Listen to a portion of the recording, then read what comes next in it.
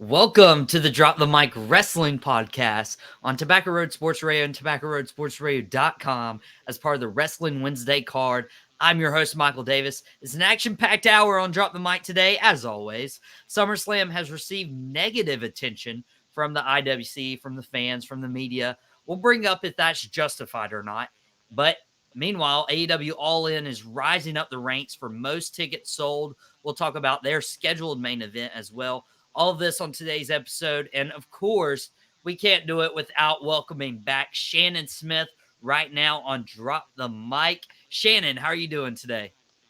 Ready to talk some wrestling. I'm feeling great, man. Feeling great. Doing pretty good. I like the headset right there. Yeah, I needed. The bad part about it is I've had these headphones for a while. I use them in the gym. They're wireless headphones, but I looked at everybody else with headphones, and I'm like, you know what? I need to go ahead and do this, so I don't look like the oddball. So It's a nice fit for you on the headphones. Hopefully you don't get too panted, working out right now. I'm good, man. I'm good. I'm ready to go. Let's get right into it for SummerSlam, right? Last week on the show, I had a new guest on, Mike Mealy from the Mountain Off with Mike Wrestling Podcast. I was like, let's go ahead and do that collab. He'll definitely be back on the show again. Really great stuff. If you haven't checked out his podcast, please do. You can check out Mountain Off with the Mike Wrestling Podcast on Spotify. But right now, it's Drop the Mic time. And a lot of people have already voiced their displeasure with SummerSlam. And so, Shannon, I wanted to open up the floor. We'll obviously go match by match and sort of dissect the entire show. But what did you think of SummerSlam overall as a whole? You know what? As much as I hate to say it, I think SummerSlam was about a 3 out of 5. I was underwhelmed in certain places, and I was overwhelmed in certain matches. But to me, to be honest with you, with all that was they were hyping it up for, I wasn't too.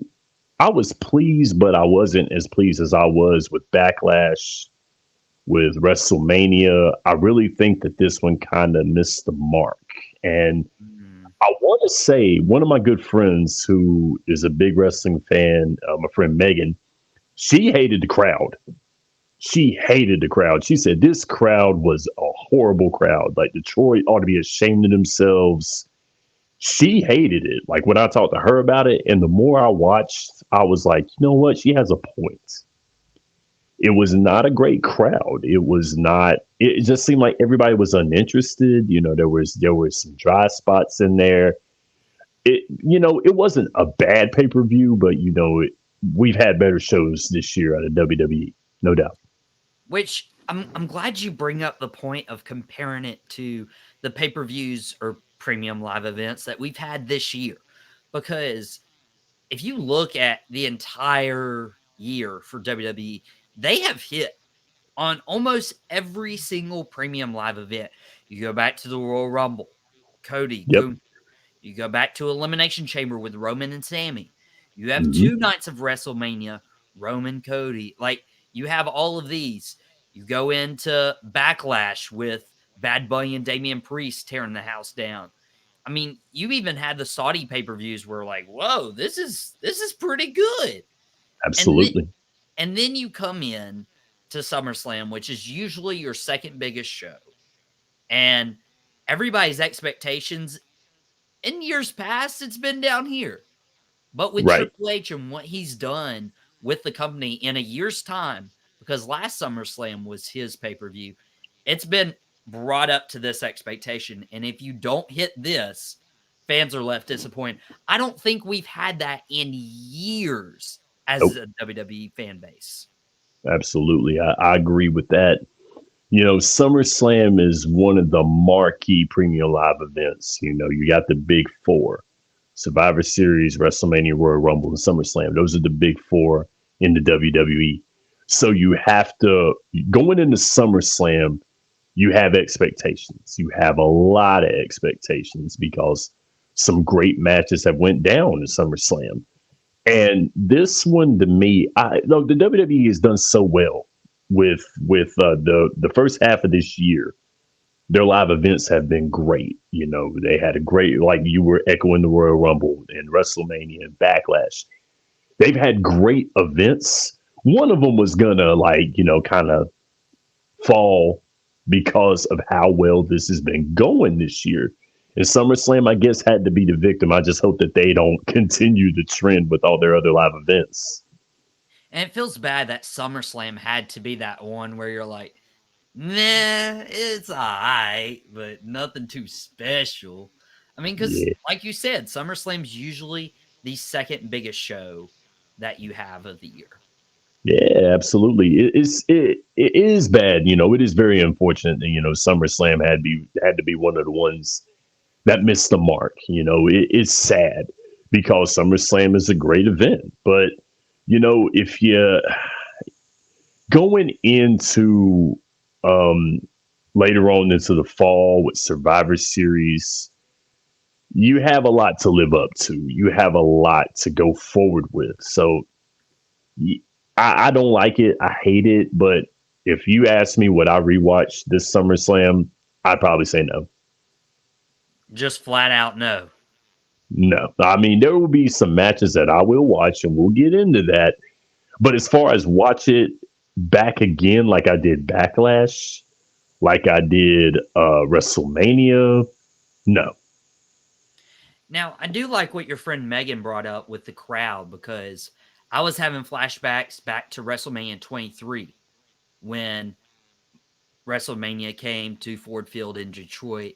And I Hmm. really, I really want to go back and watch these two events to see how was the fans. Was it just because of it being in Detroit, or was it because of the card and the matches that WWE put together? I'm very interested to see which one it was. But when we're talking about the premium live events, everything surrounded the bloodline, and Yes. the bloodline has been the center focus, has main evented everything, and a lot of criticism about SummerSlam has made people question the bloodline story. And Shannon, people are saying that the bloodline story is getting stale. Do you exactly? I want to go in on them real quick. I want to know if I'm in good company with this. What's your take on the bloodline story? Is it getting stale? Now, once again, everybody's got to calm down with this wanting the bloodline story to end.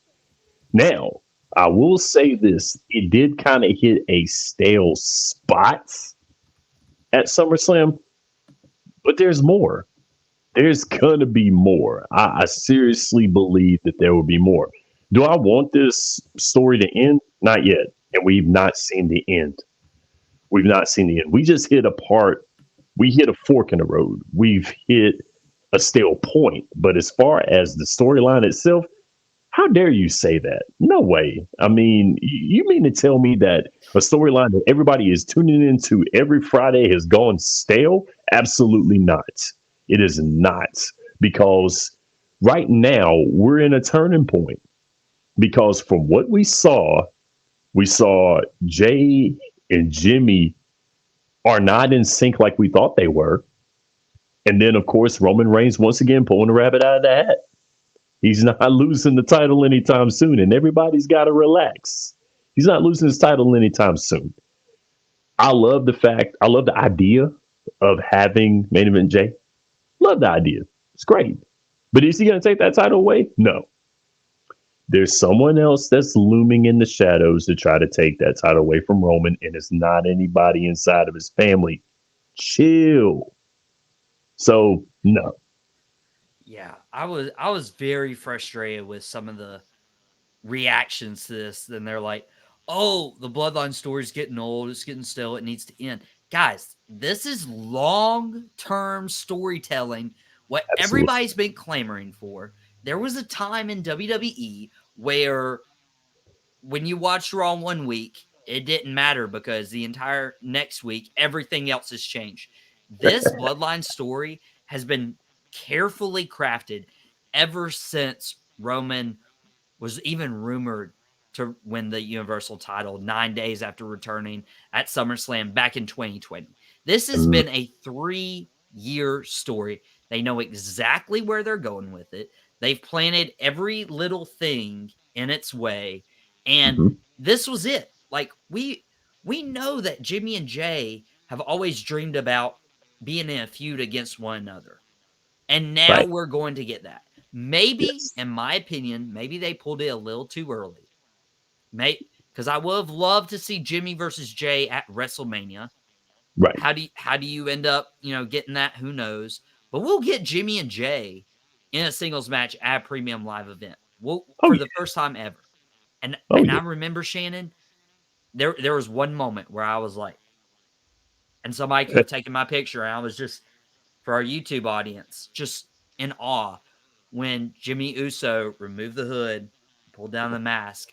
I was like, there's no way. Like, that's a moment that, Yeah. even though people might not go back and watch the SummerSlam, that moment's going to be replayed for years and years to come.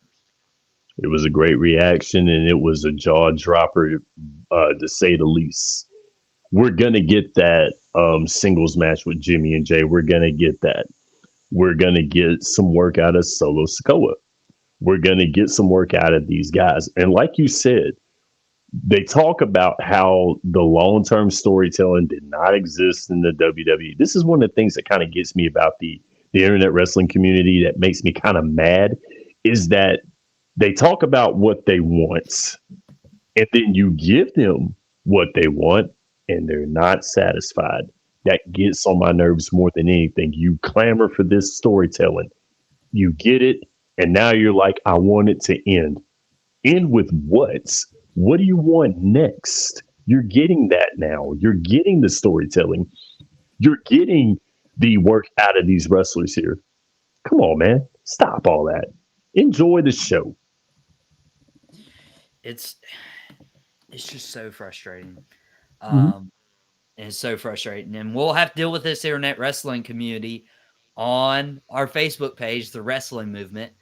You, myself, Des, Ryan, several other people are part of the admin team. You can go follow us on Facebook. And we're having conversations like this with Yes. everybody else. So you can chime in as well. But back to the Bloodline real quick. There's reports that were dropped yesterday that Roman Reigns got injured in that match against Jey Uso.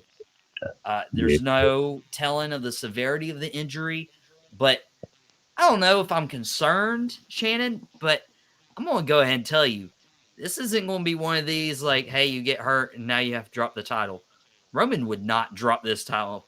I don't even think of a torn ACL if that were the case. Absolutely not. And why should he? Because this is working. This storyline is working. Roman Reigns is becoming a feasible champion right now.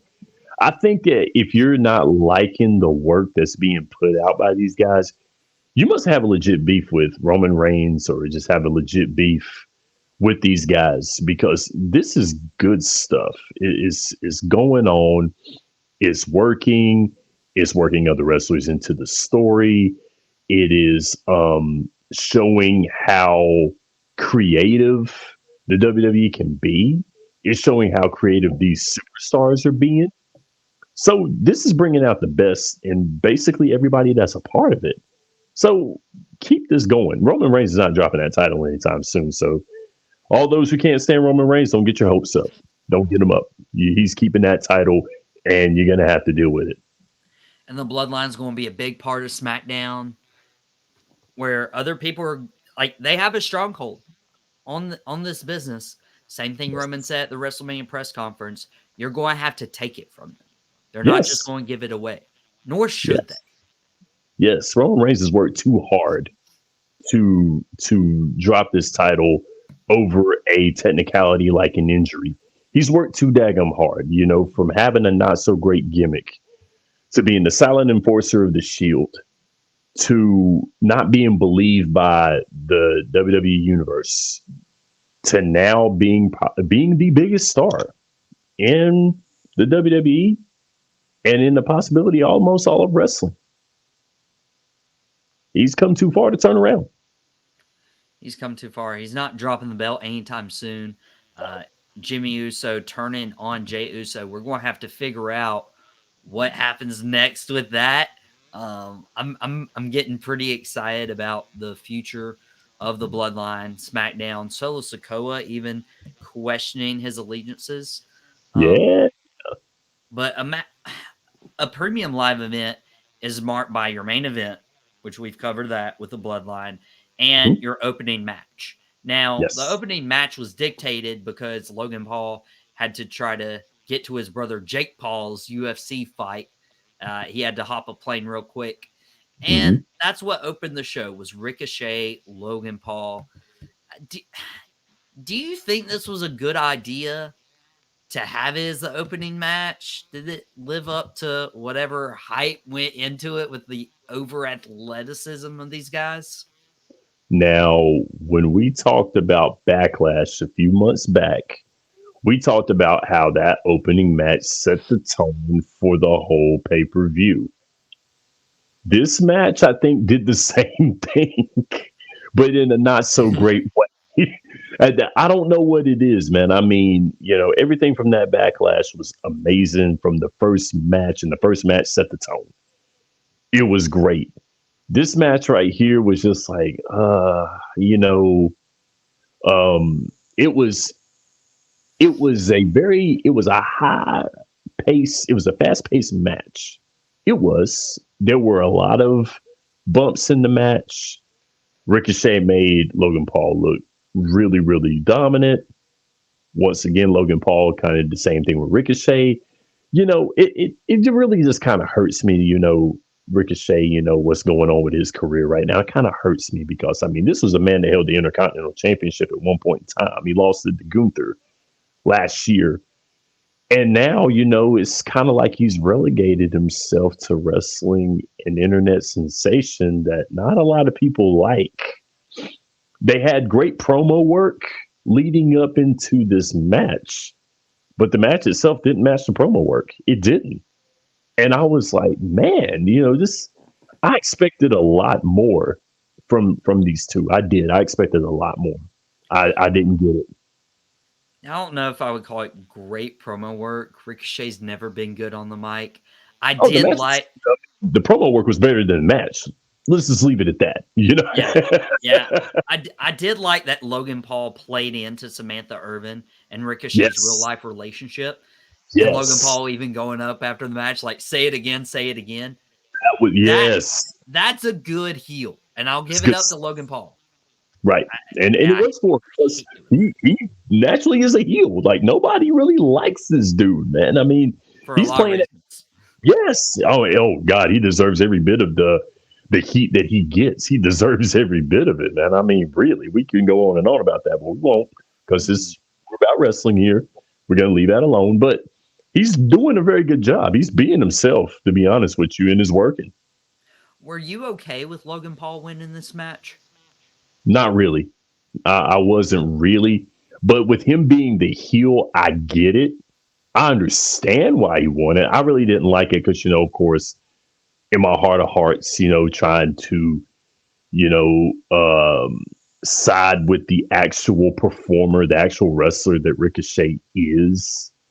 I get why the match was given to Logan Paul. I get it, but a part of me is like, Uh, it was it's a very tough pill to swallow, and that's how we started SummerSlam, was everybody looking at Logan Paul winning the match. But then we right. get into one of our multiple main events. What were we up to? Like 3, 4, 5 main events on this show? Gosh, they're overplaying this so much. There's good matches. Just let them be Yes, good matches. Don't call them main events. There's only one yes, main event. I'll give you 2 at the most, but there's one main event. absolutely. But one they are considered was one of the trilogies. Cody Rhodes, Brock Lesnar tied 1-1 going into this match, and they actually wrestled for quite a long time. Shannon, I Yeah. was very shocked at how long this match went. It went over 17 and a half minutes, Hmm. and it ended up going in Cody's favor, beating the Beast Brock Lesnar. Now, I wanted to pose this to you. Go ahead. Brock Lesnar was having really good matches his first couple years in WWE, particularly against Kurt Angle. Uh, and then he came back around 2012, 2013, beat up John Cena, ended the streak. But a lot of his matches have been short, quick, to the point, same couple moves. And then you had this past weekend, SummerSlam. My personal opinion, this might have been the best wrestling match that Brock Lesnar put on since his return. Is that safe to say? Absolutely. I really think so. And Brock Lesnar let a lot of people know that he can go. He let a lot of people know that he can wrestle for a lengthy amount of time. He's not just the beast that's going to destroy everybody and just leave the ring. He's a man that can actually put on a very entertaining wrestling match. Now, he didn't do it alone. He did it with Cody. A lot of people have to really respect the body of work that Cody puts in as a wrestler. No matter how you feel about his departure from AEW and his return to the WWE, no matter how you feel about that, let's leave that alone. Look at the body of work that Cody's putting in. And he put in a great body of work. Him and Brock Lesnar worked really well together. And they bounced off of each other really good. You could see the storytelling in the match. It worked perfectly. I would probably say this was my second favorite match of the night. I would say. Wow. Second favorite. I don't know. Second favorite saying something, but that's very interesting. Now, this wasn't all sunshine and rainbows. Like, I could have dealt with the Brock Lesnar throwing Cody out and then Cody waiting until the count of 9. That lasted about 4 minutes in of itself. Yes, That may have went absolutely. a little too long, a little milking it too much. But overall, especially towards the end, like, it was a solid fought contest. And Absolutely. one of the big things that people are going, Brock Lesnar never shakes hands. Nope. Brock Lesnar shook Cody's hand, and people are seeing that as him getting the seal of approval from the Beast. Here's my question. Cody seems already like an established star who has the Yes. respect of everybody. I feel like that moment could have helped somebody else in the locker room so much more than it would have Cody. Are you okay with Cody getting that handshake from Brock, or could it have been Yes. someone else down the line? Oh, I'm very okay with it because I believe right there that is showing everyone that maybe the WWE is finally buying into Cody Rhodes. Maybe it's happening. I know Cody's getting the documentary. I get it. I know that Cody's been away for a while. Cody's been away. Cody's been doing his thing with AEW. We all know that.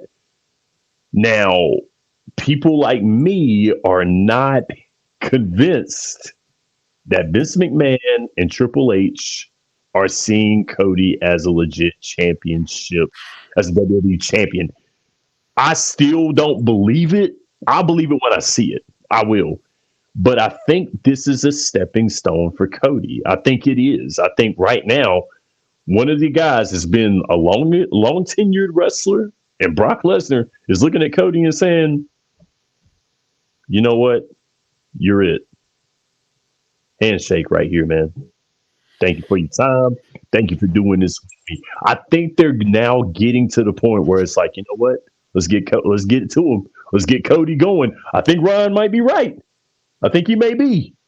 I'll believe it when I see it, but I think he might be right. Maybe.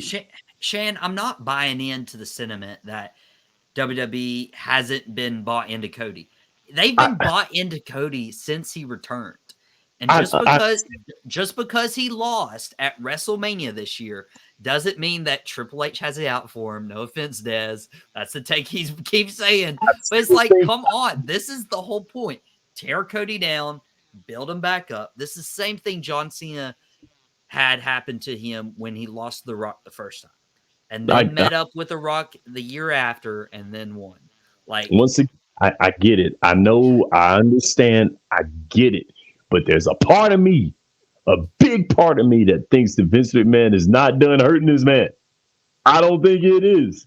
It is working though. I see what you're saying with the whole build them up, the tear them down, build them up thing. I think it's a great idea. I do think that Vince McMahon and Triple H are taking out their frustrations on Cody now. On the other hand, do I believe that? Absolutely. But it's a good move to do so with Cody. I think it is. I really think it is. But, with Brock Lesnar doing that right there, I think that's him saying in his way, without being too sentimental, without being too lovey-dovey, and we're friends. That's his way of saying, you know what? Go ahead. I think it's your time. Go for it. And I like it. And I still gotta watch that documentary on Cody and Peacock. But he got the nod from Lesnar. And then we move on to the SummerSlam Battle Royal, where L.A. Knight, won. We're talking about the wrestling movement, our Facebook page, but really it's the movement going on right now. Very similar to Daniel Bryan's yes movement that started happening around this time back in 2013, 10 years Sir, ago. Very funny going from the yes movement in 2013 to the movement in 2023. LA Knight won this Battle Royal. I'm not upset about him winning because this was designed for him to win. I'm not thank God. upset about him being at SummerSlam because he needed to be there. I'm Thank God. upset, Shannon, because this was not on the kickoff show, and we could have had Becky Lynch versus Trish Stratus for these 12 minutes. That's the only gripe I'm having. Do you agree with me, or am I alone? Listen, man, if LA Knight would not have been on SummerSlam, that would have really set the internet wrestling community on fire. All I have been seeing for the past 2 months is how WWE is going to miss the mark with LA Knight. They're going to miss the mark. They're going to not get him going. They're going to lose him. They're going to lose him. That's all I've been seeing. That's all I've been hearing. And and I know, if they would not have included that man in anything for SummerSlam, all hell would have broke loose. Come on, man. And I know it. It would have been bad. Now, granted, that would have been a dope match. Becky Lynch, Trish Stratus would have been great. It would have, yes. But please tell me that you would have went online and all you would have saw was, why did they not have LA Knight in there? Why did they not have him do that? They already missed one of the things that I did not like is that he's not wrestling for the United States title. Did not like that whatsoever. I really, really think that they should have put him in there. I'm okay with him not winning Money in the Bank now. I'm okay with that because Damian Priest is doing a wonderful job with that briefcase. He is. And he's doing great with that. And it worked out good. I'm okay with that. If Damian Priest would have been sitting there with that briefcase, not doing a daggum thing with it, I'd been sitting here saying the same thing that I feel about LA Knight not getting the United States title. What were they thinking? But and I know, if he would not have graced us with the presence of SummerSlam in the main card, you would have never heard the end of it. Never. You wouldn't have, but at the same time, they missed the mark on Becky and Trish not being there. I think you could have easily put this on the pre-show. That's where a Battle Royal belongs. Something had to give. I mean, for real, something really had to give because already with this, with the qualifying matches for the United States Championship, we were all thinking LA Knight is going to get there. He's going to get there. It's going to happen. Finally. No, they slammed the door in that man's face yet again. The backstage heat might be one thing. The fact that Triple H said good things come to those who wait, talking about LA Knight. Shawn Michaels is behind LA Knight. Shawn Michaels loves him. And I'm just like, okay, what are they doing? Now, granted, it worked out well. This was put for LA Knight to actually win this. We all know. I understand, and I think everybody else did as well too. But MD, really, we would have been hearing it already. LA Knight not being a part of this. They're already talking about how he wasn't a part of WrestleMania when he should have been. But where would you have put him in WrestleMania? Where would you have put him? I have a good idea where they would have put him. But It's the fact of there was no cameo, there was no nothing. But man, it would have erupted all over the place had he not been in the main card. I don't. That's where we're different. I would have much preferred Becky and But Trish, see, but Triple but H that made a point of like you only have so much time on SummerSlam. Could you have not extended the pay per view like 30 minutes or taken like 5 minutes away from Logan Paul and Ricochet, or five this is minutes what away from the women's, or 5 minutes but away from Roman to get them on there? but this is what you have to understand right here, MD. Not everybody. There's different wrestling fans out there. There are wrestling fans that want to watch wrestling, great wrestling, which is what you would have got out of Trish and Becky Lynch. You would have got great wrestling out of them. And then there's people who want to watch the exciting match. They want to watch the exciting match. They want to watch the match that's going to give them the wow factor. Now, granted, they want to watch their superstars as well too. That's going to give them a wow factor. And LA Knight's been giving everybody a wow factor since January. Let's just be honest. Let's just be honest. Let's be real about it. But the true, real wrestling match in that moment would have been Becky Lynch and Trish Stratus. I get it, but this is the thing here.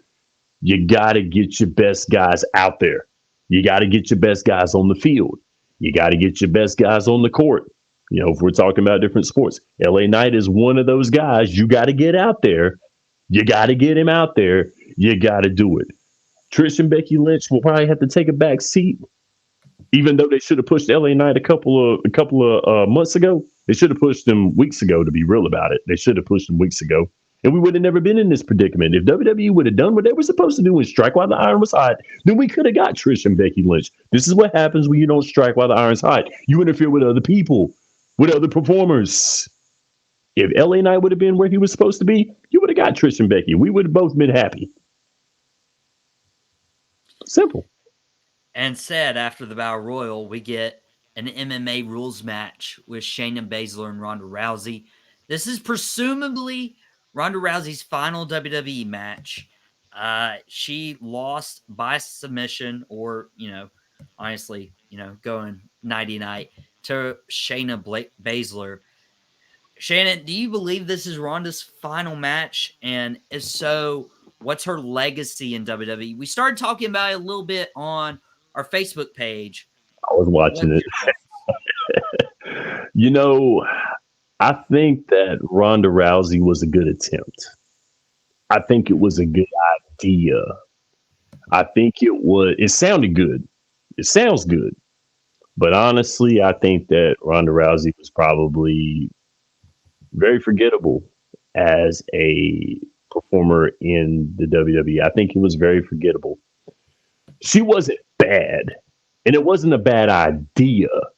But honestly, if you wanted to propel her to Trish Stratus, Becky Lynch type status, I mean, she was not good on the mic.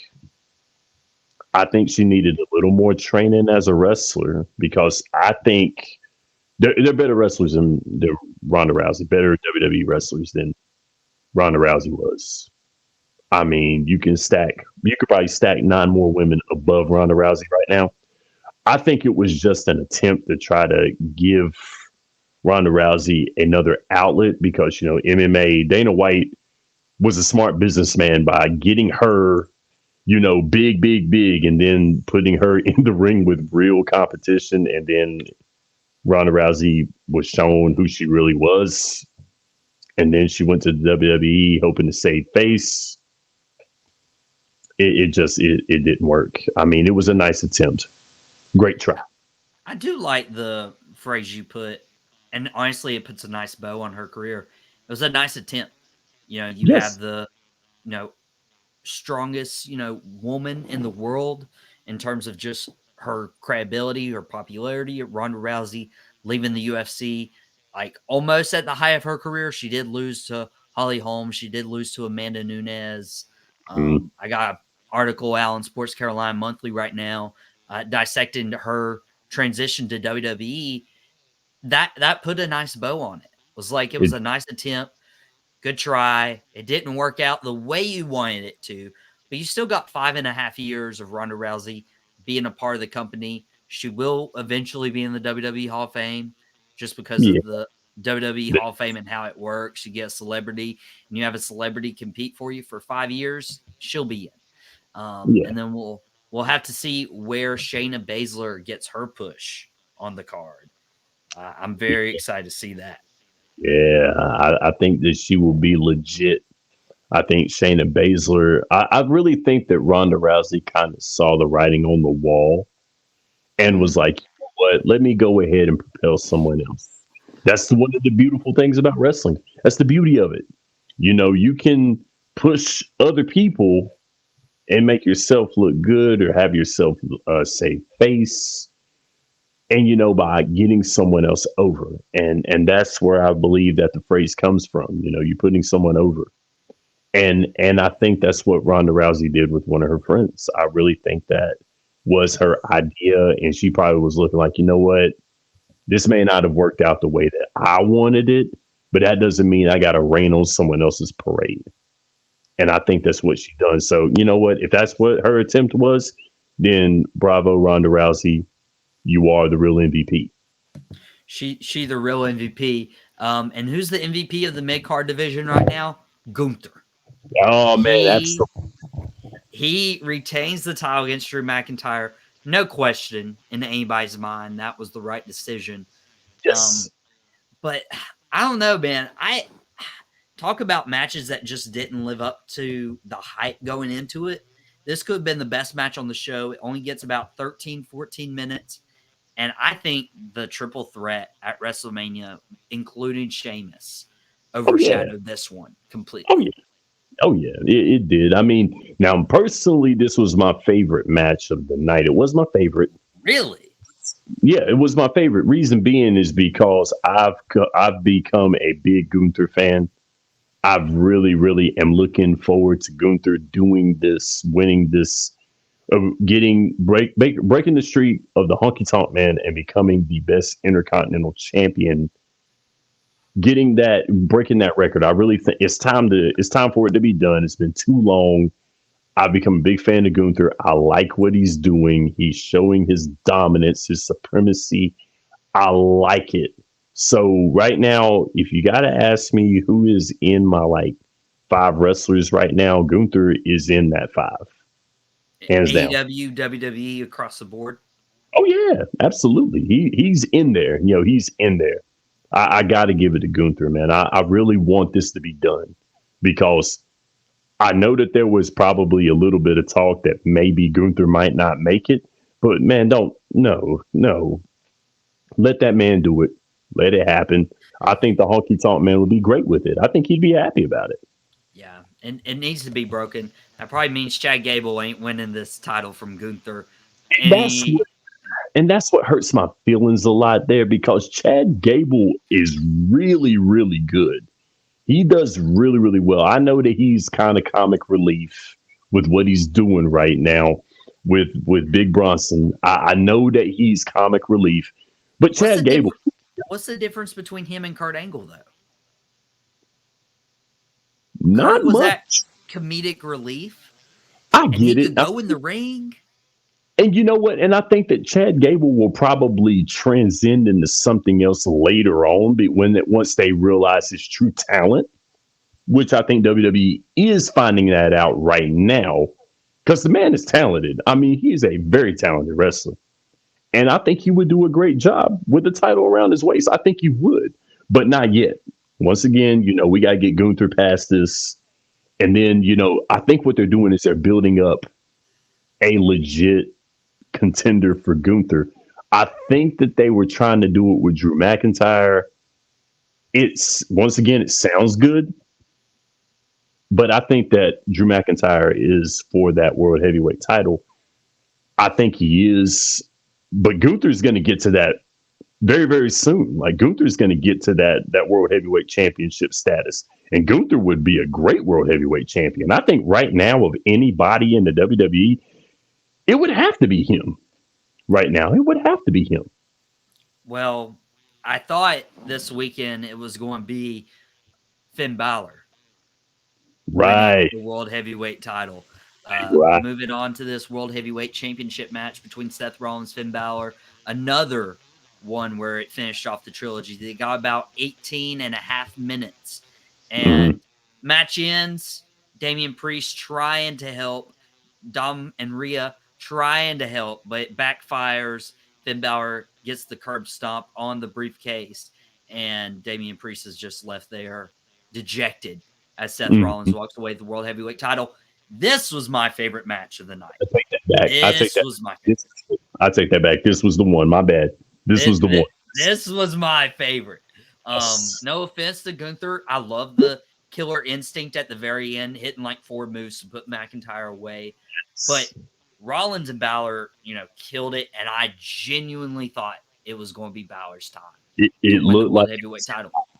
it looked like it. I mean, for real, the WWE's got to stop teasing me with stuff like this. They have to, because that was a very well executed match. You got two great performers in Finn Balor and of course Seth freaking Rollins. I mean, Seth Rollins, once again, Seth Rollins, you got to give credit where credit is due. I don't really like his choice of outfits, but Seth Rollins has got to be one of the best out there right now. You can't deny me or tell me that Seth Rollins isn't one of the best out there right now. You don't He like did. the drip? Oh heck no, no. I mean, it might be You hate age. it. It might be age. It may be. I'm sorry. You're a hater. You're a hater. No, no. If I was a hater, I would say that Seth Rollins is a bad wrestler. We all know that's a lie. You're a We hater. all. You ain't even singing his song. Whoa. Oh, Guys, stay tuned. I know I can't carry a tune, but Seth can carry the World Heavyweight title a little bit longer. she can't. Shinsuke Nakamura actually turned heel against Seth I like a it, couple nights and ago on Raw.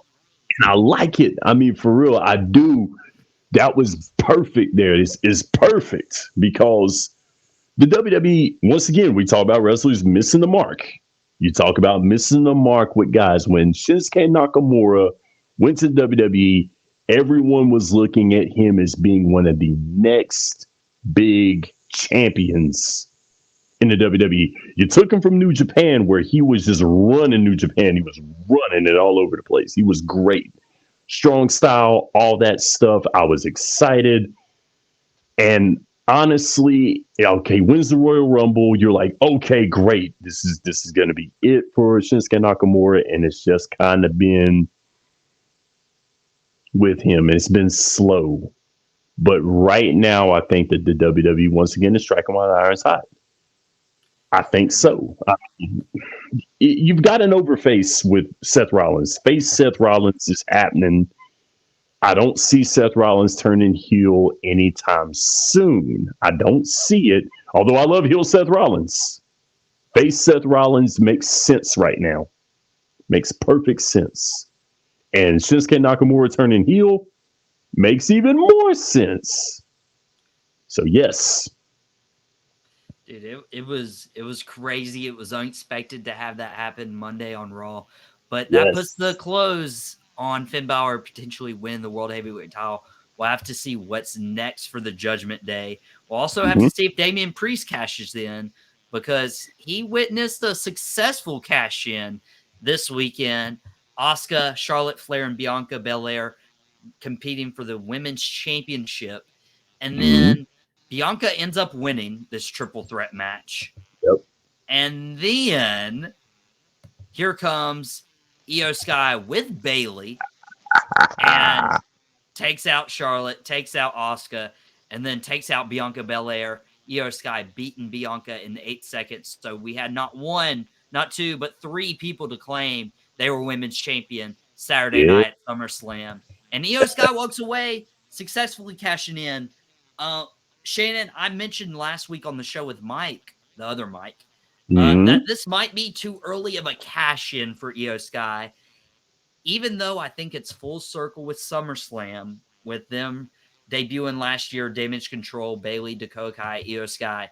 I still think it was a tad too early for Io Sky cash in. Plus, Bianca winning it and losing it like 8 seconds later. What's the point of that? those are my two gripes with this. What do you think about them making the decision to go ahead and put the title on Io Sky? Okay, first and foremost, to answer your question, I was very surprised, and I did think it was a little too early for Io Sky to cash in. But this cashing in of Money in the Bank is showing you, number one, that Damage Control is okay for the time being. Second of all, Bianca Belair might be turning heel sometime very, very soon, which is very surprising to me. It's still surprising to me because she was an overface, but I She's like the think that, John Cena of women's division. and that's what I'm saying, and that's what's kind of getting me. I'm like, are you sure that y'all want to do this, or are you sure? And I mean, because I like Bianca Belair, I do, but I mean, it's like,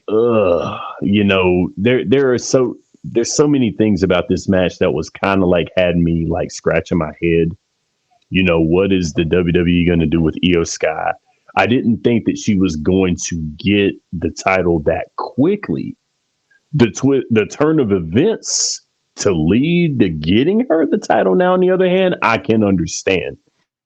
Because if you think that for 1 minute that Io Sky is going to clean defeats Bianca Belair right now, I don't think so. I couldn't see that, and I couldn't beat that with a bat at all. I'm like, no, no. So it made sense how she won the title. It made sense, but yeah, yeah, I agree with you on that. Okay. They set it up perfectly, like Did it? having the ultimate opportunity to cash in, and the Io Sky cashed in. She's the women's champion now, and meanwhile, Rhea Ripley didn't defend her title at SummerSlam. They missed a couple women's matches at SummerSlam, but overall, I think we can agree not the best, No. but there were a couple This, moments that we'll relive. yeah. Io Sky being one of those. LA Knight winning is going to be another. Ronda Rousey's last match. Cody getting the nod of Brock Lesnar. There were some moments. Yes. And one big moment that can happen, switching gears in our last 6-7 minutes of the Drop the Mic Wrestling podcast, is we have AEW. We have All In. And they are exceeding expectations right now. They've they've already sold more tickets than WrestleMania 3. They're now fourth all time in terms of paid wrestling tickets, if that number is correct. Are you impressed with AEW sales over at Wembley Stadium? First of all, Dave Meltzer put his foot in his mouth a few years back, because ever since he said that and All In was born, he's pretty much he will never live this down, because once again, All In's got a big facility in Wembley, legendary facility that they're going to be holding this in, grabbing the international crowd as well too. So that's telling me right there that AEW is like, we're for real. We're going to grab the world. We're going to get the world. We're not just going to go to Chicago, Illinois, and Los Angeles, California. We're going for the world. We're going for the gusto. And I like it. I really, really do, because this is showing them that, we're not just the second brand. We're not just the second franchise of wrestling. We're not just the second. We want to be the first. And, with them selling out Wembley with not even only announcing one match, like one or two matches, that says a lot about the momentum that AEW has got. It's shifting, man. I mean, even though the WWE has the best storyline in all of wrestling right now, AEW is not being intimidated by that. They're not. They're putting up their own fight, and they're like, you know what? We're going to win it like this. What are you going to do? And look at the WWE right now, possibly wanting WrestleMania in Wembley, huh? Huh? That was such a retaliation on AEW's announcement. Absolutely. Which is once again telling you right now what me and Des are telling you. Vince McMahon's a petty individual. He is. He's like, you know what? I'm going to put him down. I'm going to put him down. And AEW is like, cool. This is what we're doing. And WWE's like, wait a minute. Hold on. We'll send John Cena. John, I was not told what to say, but I'm here to bring WrestleMania to London. I'm like, okay, whatever. Where did they get this idea from? This sounds, this sounds a little familiar to me. You know what I'm saying? I mean, wow. I looked at that and was like, huh? I am not a corporate man. I've not been for 20 years. I am not being told what to say right now. Oh, But man. I'm And here to bring a WrestleMania to London. I mean, they gave it to the right. Okay. They gave it to the right guy, man. They gave it to John Cena, who is the company, man. You know, as we all, if you've been watching wrestling in the past 20 years, you know what I know. He's the figurehead. He's the guy. If you want to make an announcement, give the mic to John Cena. Here you go, man. Don't screw it up. And he won't. And he won't. And talk about not messing it up. Adam Cole and MJF as a tag team has been so entertaining. Honestly, I'm probably going to go back and rewatch the Adam Cole and MJF versus FTR tag match. I did. My gosh. Dude, that's probably the second biggest story right now outside of the Bloodline in the wrestling world. And MJF has even offered a world title match against Adam Cole at All In Wembley Stadium. This is the only match officially announced. We got FTR and the Young Bucks in the midst. We have a few rumored matches here and there. Here's the question. What do you make of them competing? And do you think they turn on each other before All In, or do they go in as buddy-buddy? I think they're going to go in as friends in this one here. It would make the most sense for them to do that. Don't cut this beautiful friendship short. Don't do that, especially not before All In. With what they've sold and what they've got right now, it would be criminal to do that. It would be criminal because this is one of the stories that's making All In right now. Don't do that. You're asking for trouble.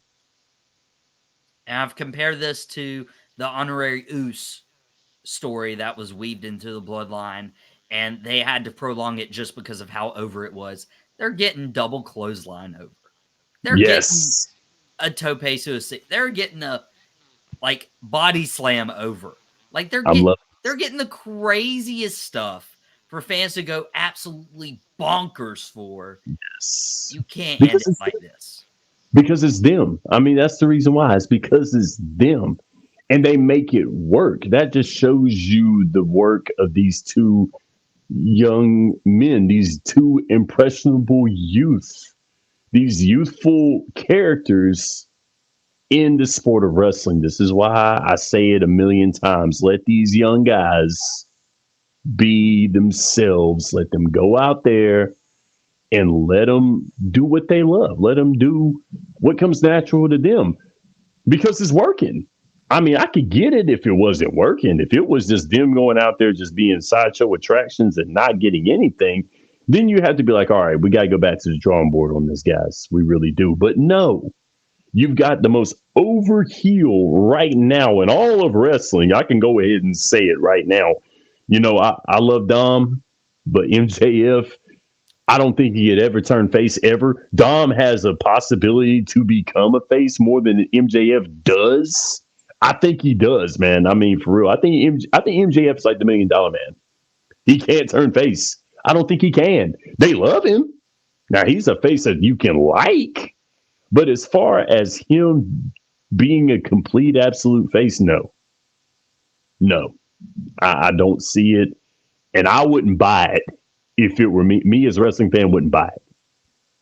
Well, it's very interesting. You talk about Adam Cole and MJF being themselves, and it works. That's how I feel about you and I on this Drop the Mic Wrestling podcast. You've been on Now Pocket as well. We're just enjoying ourselves. We're having a good time. We're good buddies. We love talking about this stuff. Yes. Great So stuff, man. I'm enjoying it. I mean, come on, man. What's not to like? what's not to like? Shan, I appreciate you so much for being on. We're up against it on this Wrestling Wednesday afternoon. We got tap outs and touchdowns as well on the Tobacco Road Sports Radio YouTube channel. You go subscribe.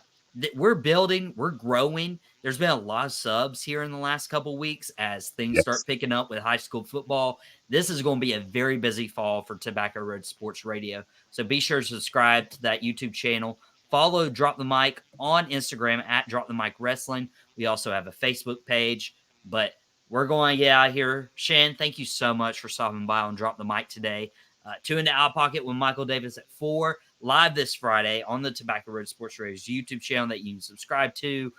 Don't forget to subscribe. We'll also be on WWBG 1470 AM if you're local to the area. And whatever you do, no matter what, don't drop the mic. We will see you all next week.